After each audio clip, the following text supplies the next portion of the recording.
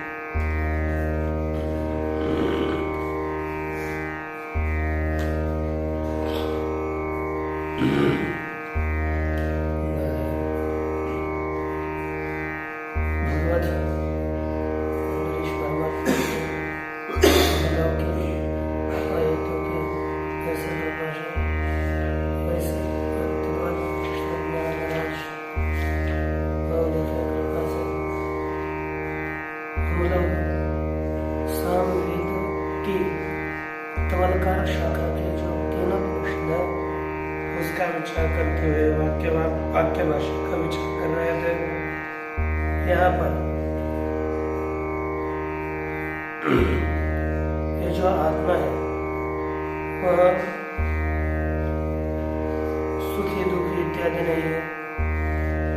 विज्ञान स्वरूप आत्मा से अतिरिक्त जो आध्यात्मिक जीव है वही सुखी दुखी इत्यादि होता है, इसका निरूपण किया गया। तत्र हि विज्ञानापेक्षा विपरीत ज्ञानत्वञ्च उपपद्यते न पुनर्नित्य ज्ञानी। जो अनित्य ज्ञान है उस अनित्य ज्ञान में ही विज्ञान की अपेक्षा होती है। उसको किसी न किसी ज्ञान की इच्छा है, उसी में ही विपरीत ज्ञानत्व की भी सिद्धि होती है। विपरीत ज्ञान अनित्य ज्ञान ही होगा, मिथ्या ज्ञान ही विपरीत ज्ञान है। न पुनर्नित्य ज्ञान है। नित्य ज्ञान में विज्ञान की अपेक्षा भी नहीं है, दूसरा ज्ञान ये चाहते भी नहीं है, और इसमें नित्य ज्ञानत्व भी नहीं है। आत्मरूप ज्ञान इसलिए यहाँ पर पुनः पूर्व पक्ष शंका करता है, तत्वमसीति बोधोपदेशो नोपपद्यते। ये आपने कहा आचार्य शिष्य को तत्वमसी महावाक्य का उपदेश देता है, तो जन्य आम ब्रह्मास्मि इत्याकार का वृत्ति होगी। तो पहले ही बोलता है पूर्व पक्षी, तत्वमसि यह बोधोपदेश, इस बोध का उपदेश सिद्ध नहीं होगा। तात्पर्य अर्थ क्या है? स्पष्टीकरण करते हैं कि आत्मानम एवं अवेद इत्योमादिनी च नित्य बोधात्मकत्वात्, क्योंकि आत्मा नित्य बोध स्वरूप है। जो नित्य बोध स्वरूप है, ज्ञान स्वरूप है, उसी ऐसे आत्मा को कौन जान लेगा? इसलिए आत्मनः नित्य बोध स्वरूपत्वात्, आत्मा यह नित्य बोध स्वरूप होने से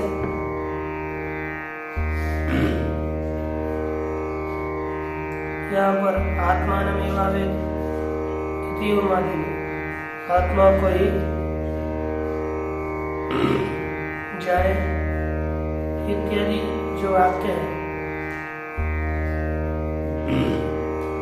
वह भी उनका भी उपदेश सिद्ध नहीं होगा, क्योंकि नित्य बोध स्वरूप आत्मा का ज्ञान क्या करेगा? वाक्य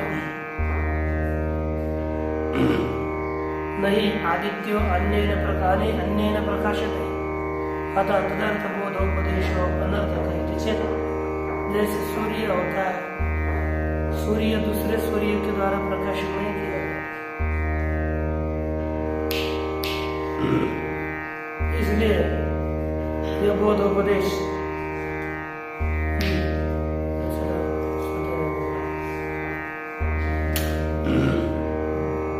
बोधोपदेश ऐसा है, अनर्थक है, क्योंकि बोध रूप जो आत्मा है, उस बोध रूप आत्मा को जानने के लिए अन्य बोध रूप आत्मा की अपेक्षा नहीं होती, इसलिए दूसरा बोध अनर्थक होगा। दृष्टांत क्या है?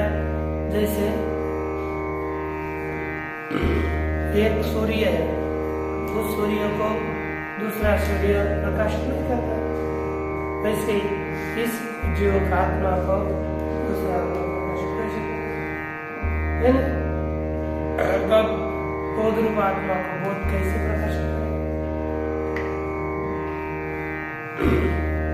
तब सिद्धांत देते हैं, कथन करते हैं कि लोकाद्यारोपा अर्थत्वात्,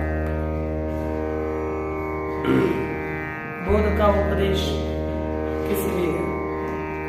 लोगों के द्वारा जो अध्यारोप किया गया है,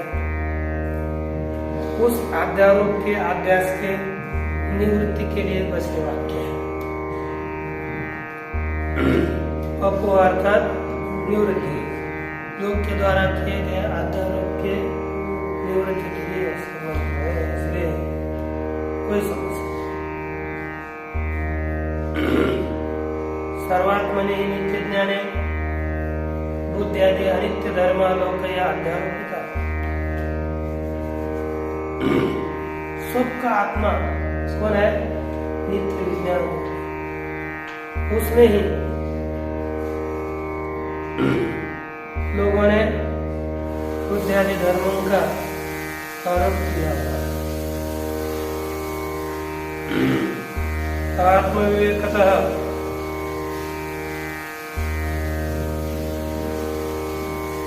तद अपवार्थो बोधोपदेश बोधा, ये जो बोध रूप आत्मा के बोध का उपदेश किया गया है वो किस लिए है?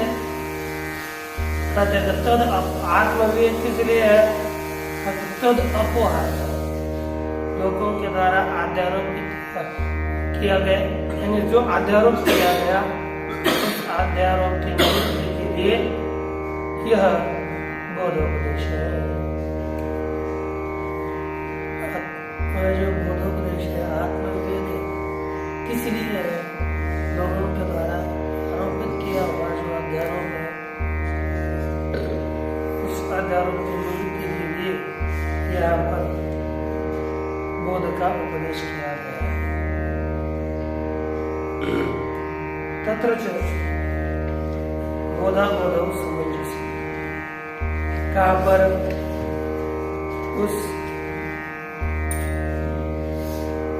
ज्ञान का आत्म विवेक में, लोक के आचारों में बोध और अबोध, ज्ञान और अज्ञान का सामंजस्य होता है।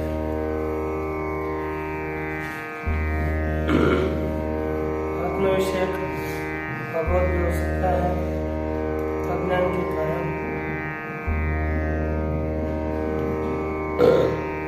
आत्म का ज्ञान भी हो सकता है उस आरोप की निवृत्ति हो जाए।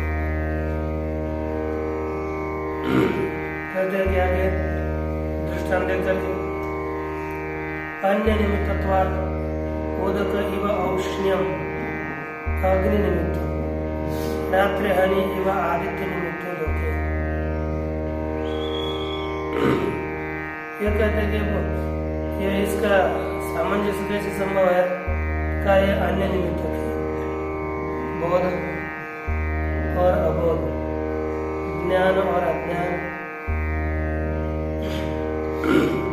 अन्य जो अज्ञान है अहंकार आदि अन्य अज्ञान है, तद निमित्तक ये बोध और अबोध विद्यमान है। जैसे उदके इव औष्ण्यम अग्नि निमित्त,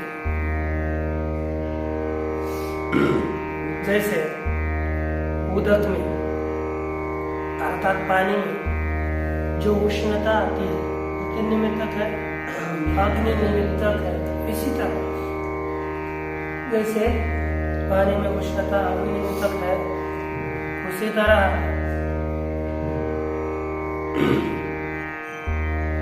रात्रि हनि एव आदित्य निमित्त लोके, उसी तरह रात्रि और दिन ये दोनों भी अग्नि निमित्तक ही है। रात्रि और दिन की तरह है ना, रात्रि और दिन ये कैसे निमित्तक है? इव रात्रि यानी इव आदित्य निमित्त लोके, रात्रि और दिन जैसे आदित्य निमित्त के लोक में है, ठीक नहीं? उदक में उष्णता जैसे अग्नि निमित्तक है, रात्रि और दिन ये आदित्य निमित्तक है। नित्य औष्ण्य प्रकाशो अग्न्यादित्योः अन्यत्र भावाभावयोः निमित्तत्वात् अनित्यौ इव उपचर्यते। ये पहले दो दृष्टांत दिए ना, उसके विषय में कहते हैं कि नित्य औष्ण प्रकाश, नित्य उष्णता और नित्य प्रकाश, ये अग्न्यादित्य अनित्य हो, भावाभाव हो, वह अग्नि और आदित्य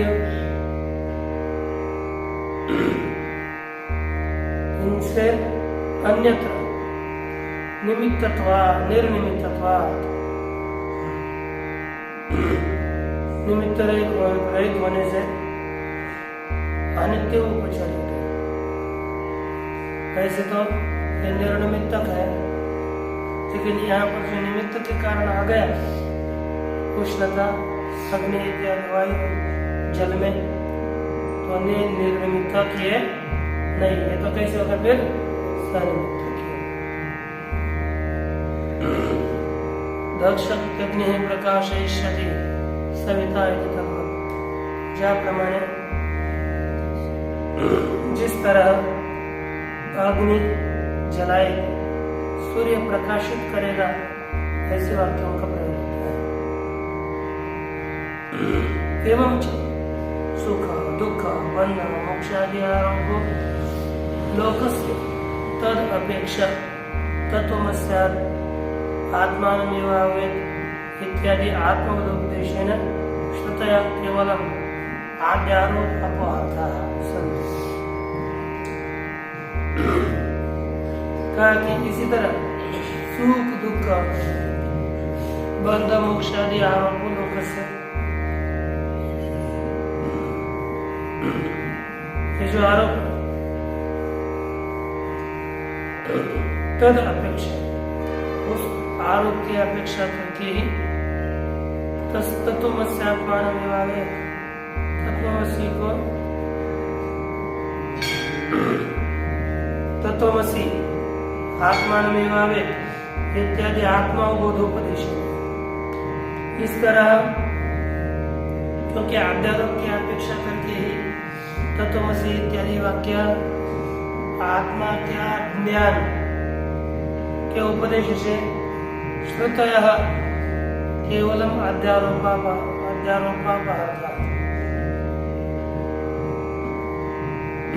श्रुतियां किस लिए है? बस इस उपदेश के द्वारा आध्यारोप की निवृत्ति के लिए बस मात्र ये श्रुतियां है ना, अन्य कोई प्रयोजन इसका नहीं है। यथा सविता असो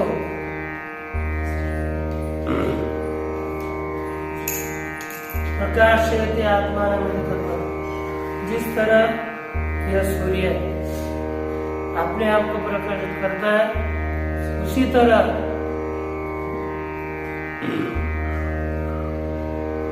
यहाँ पर यह बोध भी प्रकाशित करता है, समझना चाहिए।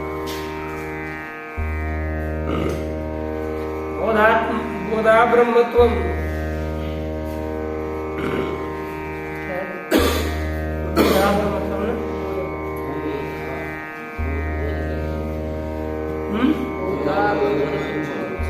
क्या? अच्छा, बोधा बोधकत्व क्या बताया जाता है? बोध और अबोध रूपत्व, ये जो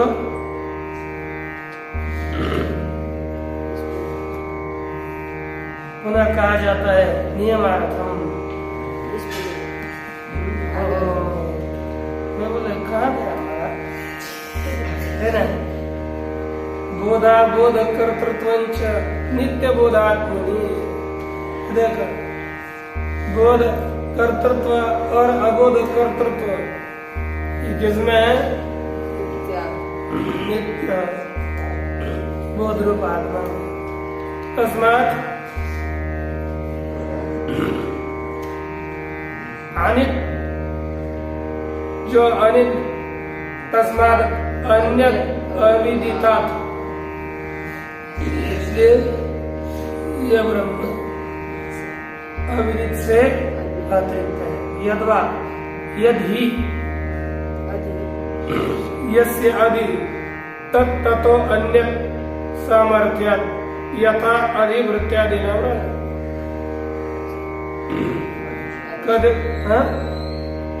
यद्वा यदि यस्य अधि भवति, अधि अर्थ तो ऊपर होता है।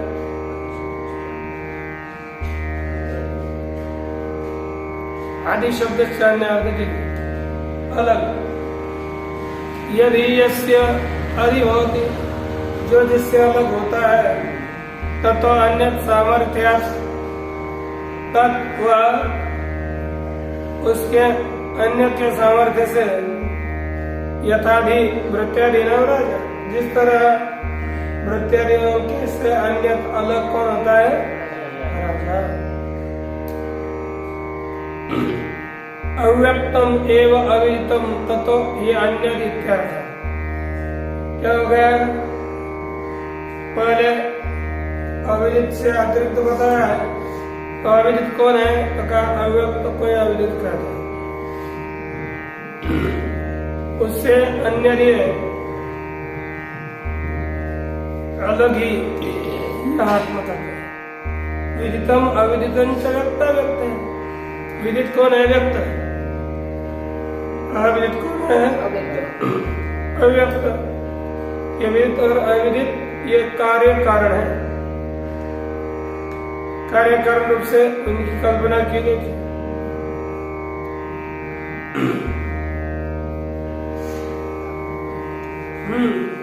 ताभ्याम अन्य ब्रह्म, विदित से और अविदित से, कल्पित और अकल्पित से, उस दोनों से भी अतिरिक्त ही ब्रह्म विदिता विद से अतिरिक्त है, दोनों में खलवित।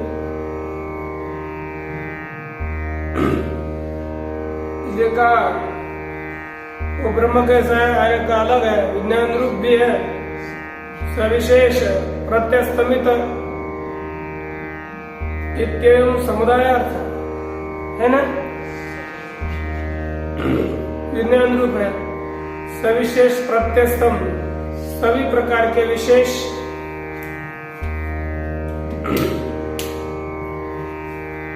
उनकी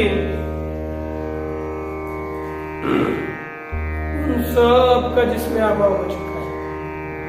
सर्व विशेषा प्रत्यस्ता यस्मिन तत् सर्व विशेष प्रत्यस्त, सभी प्रकार के विशेष हो चुके हैं जिसमें ऐसा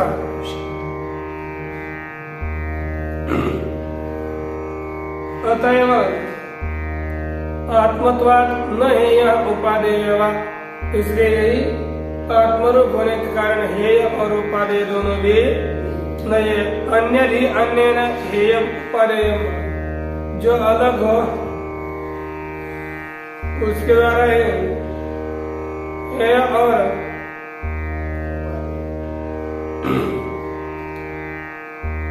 उपादेय करना चाहिए, है ना।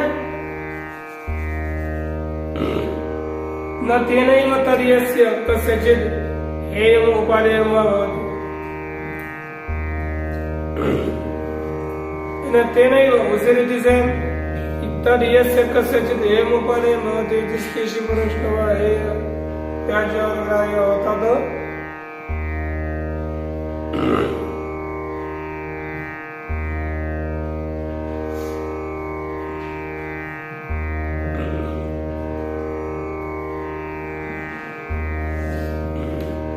अन्य हेयम उपादेयम, ये कहा कि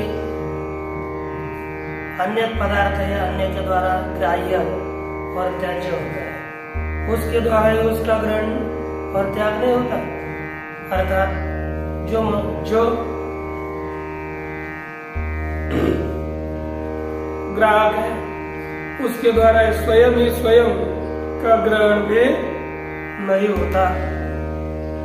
आत्मा च ब्रह्म सर्वांतरत्वात्, आत्मा ही ब्रह्म है क्योंकि वह सबके अंदर रहता है, अविषम अविषय, अतः वह ब्रह्म विषय भी नहीं है। इसलिए अतोन्यस्यापि न हेयम उपादेयम, इससे अतिरिक्त किसी का भी क्या होगा, वो आत्मा तो ये भी नहीं और त्याज्य भी नहीं होगा, क्योंकि यही सबका आत्मा है ना, उसको कौन ग्रहण करेगा।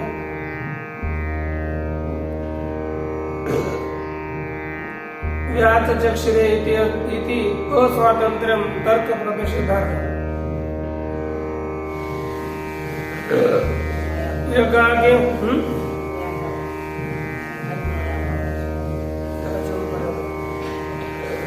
अन्य भावाक्ष और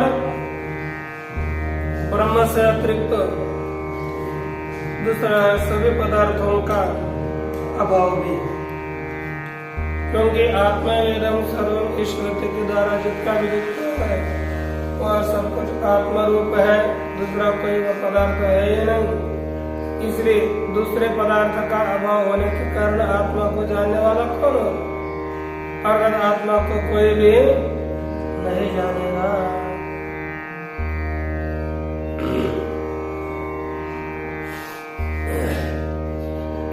इति शुश्रम पूर्वेशम इति आगम उपदेश, इति शुश्रम पूर्वेशम एन सदा ये जो बताया गया यही आगम का वेद का उपदेश है। व्याच चक्षुरे यदि स्वातंत्र तर्क प्रतिषेधार्थ, व्याच चक्षुरार्थ व्याख्यान किया, इसके द्वारा इस ज्ञान में स्वतंत्रता नहीं है और कोई तर्क के द्वारा केवल अनुमान से हम जानेंगे ऐसा करेंगे तो यह कहते नहीं। पूर्व ऋषियों के द्वारा जो बताया गया है वो उपदेश परंपरा से ज्ञान आगे चलता है, बिना उपदेश से ज्ञान नहीं होता। ये नस्तद ब्रह्मोक्तवन्तः ये नित्यम एवं आगम ब्रह्मपादक व्याख्यातवन्तः। कहा कि जो लोग नित्य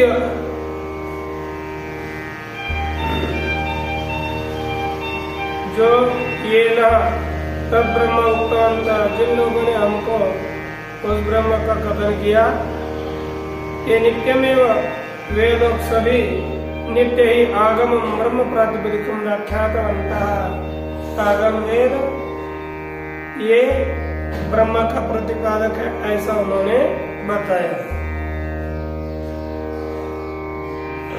न पुनः स्वबुद्धि प्रभावेन तर्केन उक्तवन्तः, उन्होंने जो भी बताया शास्त्र के अनुसार बताया है, अपनी बुद्धिजन्य तर्क से इसका निरूपण नहीं किया। न पुनः स्वबुद्धि प्रभावेन तर्केन उक्तवन्तः, उन्होंने अपने बुद्धि में प्रभुत्व होने का उत्पन्न होने से स्वबुद्धि के द्वारा इसका उपदेश नहीं किया। आगम परम पर्याविच्छेदम दर्शयति विद्यास्तुते,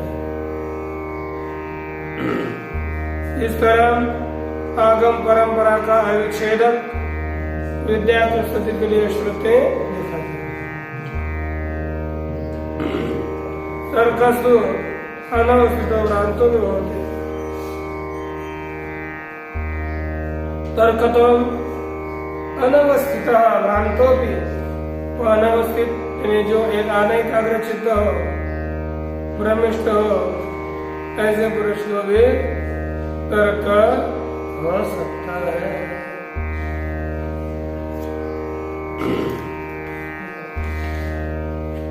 पुनः कथन करते हैं कि यद वाचार्य विद्यते येन आगम विद्यते तदेव ब्रह्मत्वं विद्येनेदम यदिदम उपासते, इस मंत्र के वाक्य भाष्य उसका कथन है।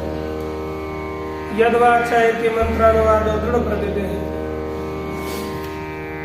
यद वाचा इति मंत्र का जो अनुवाद किया गया है वो दृढ़ अनुवाद प्रतीति के लिए दिया है। अन्य देवता विदिता यो अयम आगमार्थो ब्राह्मणोक्तः अस्यैव दृढ़म्ने मंत्रा यद्वाचेत्यादयः पठ्यन्ते,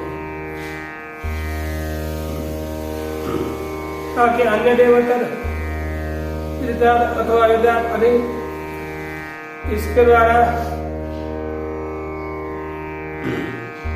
यह जो आगम का अर्थ ब्राह्मण के द्वारा बताया गया, ब्राह्मण के द्वारा ब्राह्मण भाग के द्वारा बताया गया, उसी अंत अर्थ के दृढ़ता के लिए ये आगे के सत्य मंत्र दृढ़ निश्चय है ना, उसी के दृढ़ करने के लिए ये सब मंत्र दिए हुए हैं। यद वाचा अर्थ क्या अर्थ होगा? यद ब्रह्म वाचा अर्थात शब्देन अनभितम अनभ्युदितम अनभ्युक्त प्रकाशितम इति एतत्।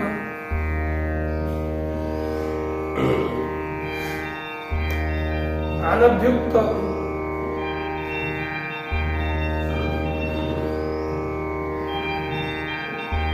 अर्थात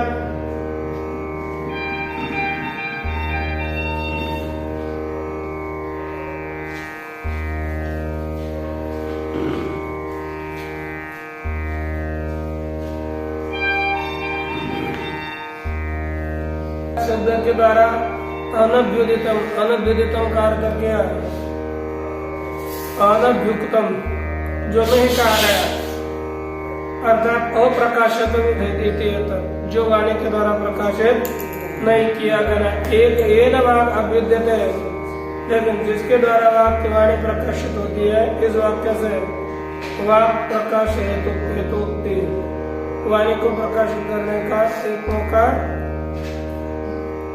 वाणी प्रकाशित करते, लेकिन आत्मा को नहीं करते, वो अन्य पदार्थों को करेंगे। आत्म तत्व को वाणी प्रकाशित नहीं करते, लेकिन वाणी को भी आत्म तत्व प्रकाशित कर ही लेता है। लिखा ये न प्रकाशते, यदि जिसके द्वारा प्रकाशित की जाते अभिधान से अभिधेय प्रकाशकत्व से हेतुत्व उच्यते। अभिधान में अभिधेय प्रकाशकत्व का कारण यहाँ पर बता कर जाएंगे। प्रकाशकत्व से हेतुत्व ब्रह्मण उच्यते, ब्रह्म में इसका हेतुत्व का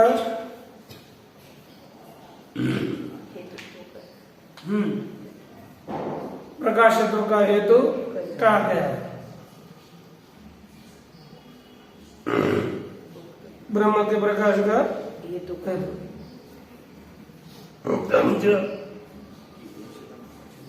उक्तम च केने शिताम वाचम इमाम वदन्ते यद वाचो वाचम। बताया गया कि केने शिताम किसके द्वारा प्रेरित यह वाणी बोलती है, यद वाचो वाचम जो वाणी की वाणी, तदेव ब्रह्मत्वमिति इति अविशेषेण वह ब्रह्म है। इस तरह अविषय रूप से ब्रह्मण आत्मने स्थापनार्थ इस विषय के द्वारा ब्रह्म को अंतःकरण में अवस्थापन के लिए यह वेद दिया गया है। अम्ना है यद वाचन विद्युतम वाक् प्रकाश निमित्तम, जो वाणी के द्वारा अनुविदित है, वाणी के प्रकाश के निमित्त है। लेकिन ब्रह्मण अविषयत्वेन ब्रह्म का अविषय होने से वस्तुअंतर जो वृक्षाम निवृत्ति अन्य वस्तुओं के चीज घृणा का से निवृत्त होकर के स्वात्मनि अवस्थापयति, आप अपने आप में ही स्थापित करते हैं कि तदेव ब्रह्मत्वमिदं उपासते। वह ब्रह्म है तो समझ ये अपना था उपरमयति, वो ये प्रयत्न पूर्वक इसका उपरम कर लेता है, संसार का उपरम करता है। यहाँ वेद न इदम इति उपास्य प्रतिषेध अच्छा है, और न इदम इदम उपास्य यहाँ पर क्या किया गया है, प्रतिषेध उपास्यत्व का प्रतिषेध भी किया गया है। क्या था बाकी का विचार करना।